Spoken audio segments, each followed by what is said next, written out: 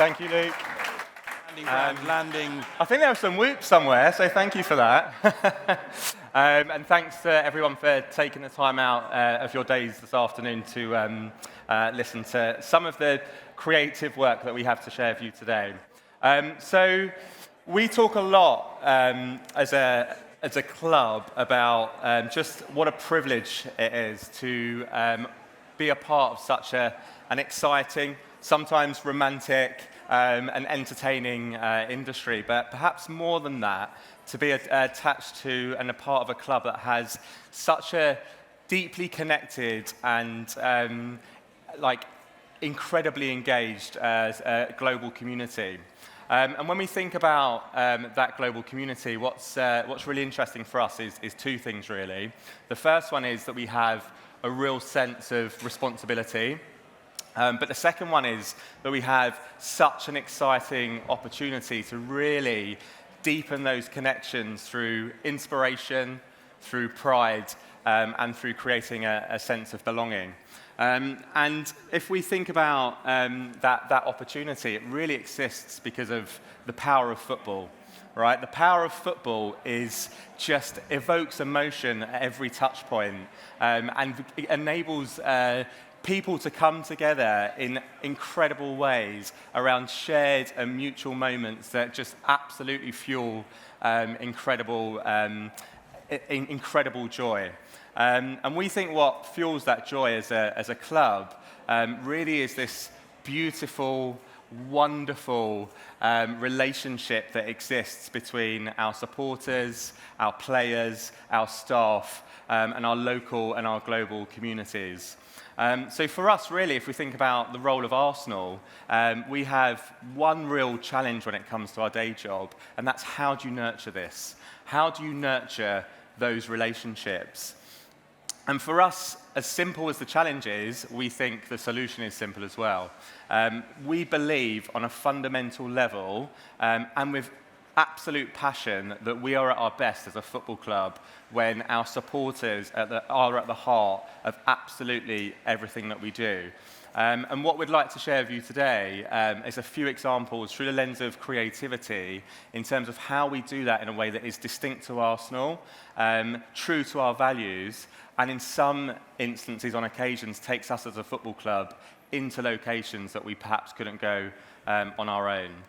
So, starting with our home, Emirates Stadium, we worked collaboratively with two huge Arsenal supporters, Ruben Dangor, an incredible illustrator, and David Rudnick, who is one of the preeminent font experts in the world, typographer. And we've paired the two of those guys up with Jeremy Deller, who is a Turner Prize-winning artist who lives on the Holloway Road, and talks about Emirates Stadium as his landscape, a part of his landscape. So we invited the three of those to work with 100 of our supporters to, in Jeremy's words, reimagine what the North London landscape could look like. And we created 8 wonderful works of art that adorned the side of our stadium, and with the brief being, how do you create something that is truly reflective of modern Arsenal? We believe passionately that the work was infinitely better because of going through that process, and we couldn't have dreamed of creating anything near as good on our own, where our supporters could see themselves reflected in the work.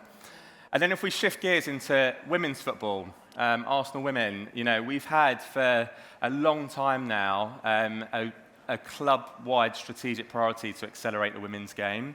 And by collaborating with our women's supporters, we've been able to grow our audience into a much bigger and more inclusive community. And what that's resulted in is increased demand to watch the women's team. And therefore, that's enabled us to make the decision from next season to host all women's Super League matches at Emirates Stadium, which is something we're really proud of. But perhaps more importantly, when we think about our supporters, it's giving tens of thousands more supporters the opportunity to go and see the team play and find their own sense of belonging amongst what is a vibrant, brilliant and really, really fun community. Then if we think about the kits that our teams wear, the women's team, the men's team, we're incredibly privileged that we have the gift of unbelievably creative supporters. And alongside Adidas, we worked with Fode Dumbaya, who is the founder of the Broom London. And we worked with Fode essentially to storytell around our relationship with the African diaspora through the product design of our away kit this season. And as with every relationship, or every great relationship, I should say, the longer you're in that relationship, the more you learn about each other and the more opportunities that you have to take that relationship into new spaces. So we were thrilled in September to actually to enable Fode to host the world's first ever catwalk show at a football stadium. And for us, it felt like an endorsement of our core belief that when we collaborate with our supporters, we are the best version of Arsenal Football Club. The results speak for themselves. So Le Brum were the fastest growing fashion brand at London Fashion Week, with I'm going to get this right, with a 1,000% uplift in brand recognition year on year, which is pretty incredible. And to my earlier point, it enabled us as a football club to go to places that we just couldn't go on our own without that incredible relationship. So we talked a lot about the stadium, we talked a lot about our home, we've talked about artwork, we've talked about fashion shows, we've talked about football matches, the women's team, but what about our local area? What about Islington, which is the absolute fabric of our football club, the core to our DNA, the places, the faces, the locations, the rituals, the routines. Everything that centres around match day happens in Islington. And so when we qualified from a men's perspective for the Champions League after a 6-year absence, we felt like that was a real significant moment for the club, of course, but for our supporters and our local community. And really what we felt was that it was actually a stake in the ground to say, as a football club, we are back where we belong. So we created, for the kit launch, for the kit that we would wear in the following season's Champions League, we wanted to really shine a light on Islington, on those places, on those faces, on those locations, on those rituals, but do that with just a touch of continental flair.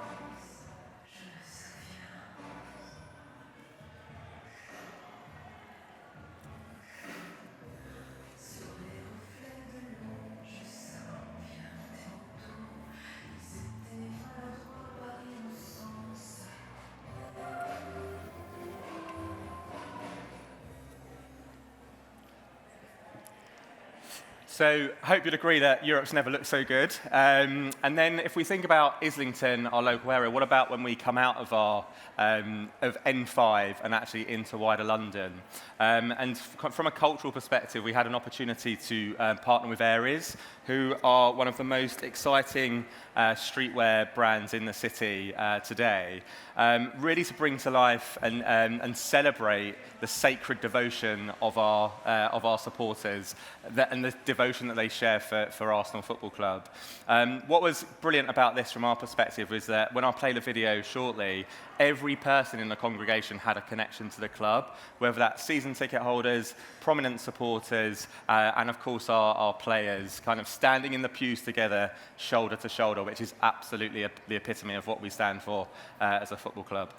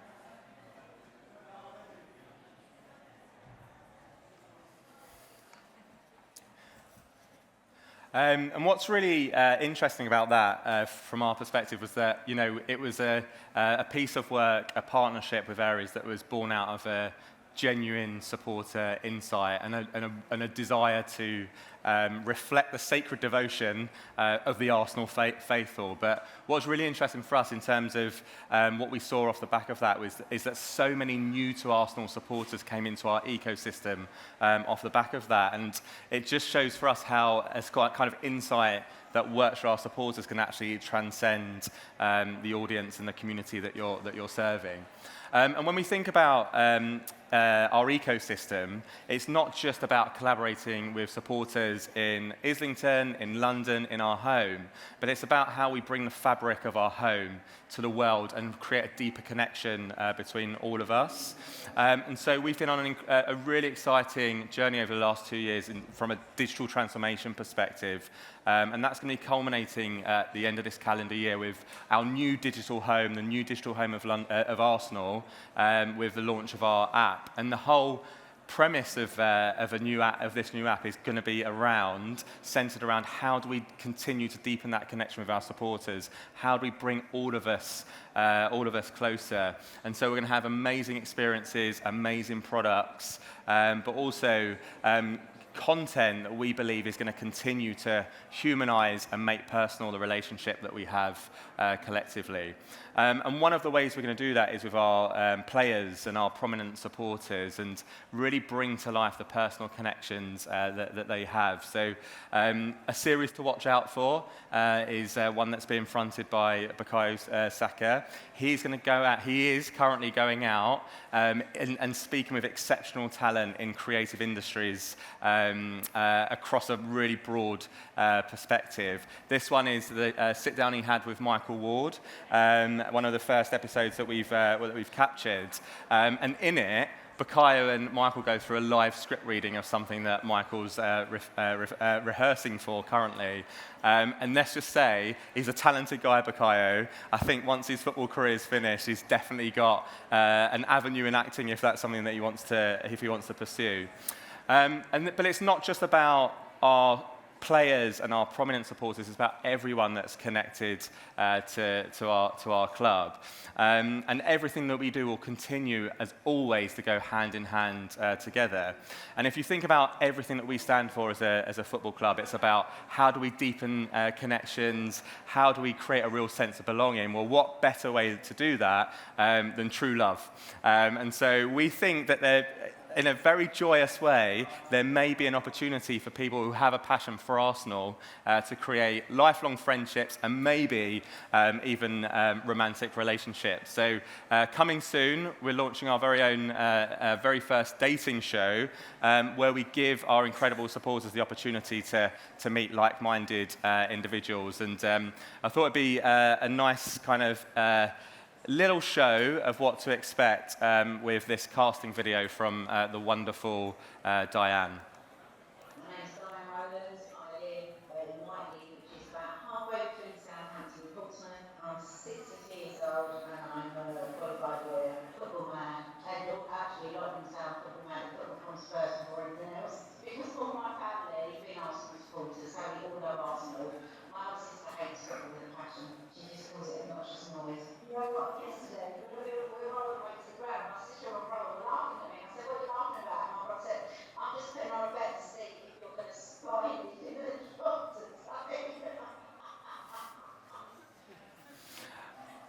So that's just a bit of a flavour of what to expect. And I think from our perspective, what better place to finish up than true love.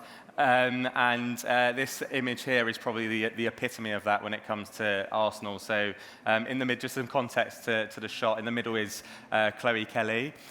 She had just lifted the Champions League trophy in front of 10,000 supporters at Emirates Stadium, but that wasn't enough. She wanted to be with our supporters and celebrate with our supporters. And I think that symbiotic relationship between players, supporters, staff, our local and our global community is essentially the epitome of everything that we try to do as a football club. Because ultimately, Arsenal belongs to all of us, and we belong to all of Arsenal. So I hope that was a bit of a whistle-stop tour, and coming off the back of this, you share our belief, which is we are at our very, very best as a football club when our supporters are at the heart of everything that we do. Thank you very much.